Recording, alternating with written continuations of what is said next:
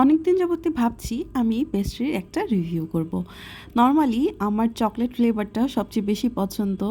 অন্যান্য ফ্লেভারের চেয়ে আমার চকলেট ফ্লেভারের যে কোনো চকলেট আইসক্রিম হোক, চকলেট পেস্ট্রি হোক, যে কোনো কিছুই আমার চকলেট খুবই পছন্দ।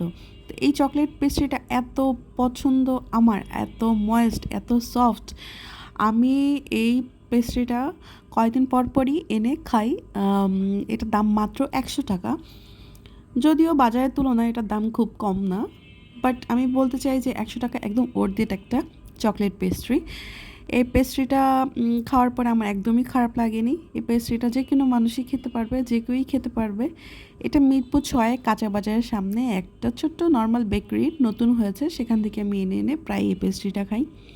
Even I can say I loved it, and আমি নেক্সট টাইম আবারও ট্রাই করব। আর thank you for watching, by.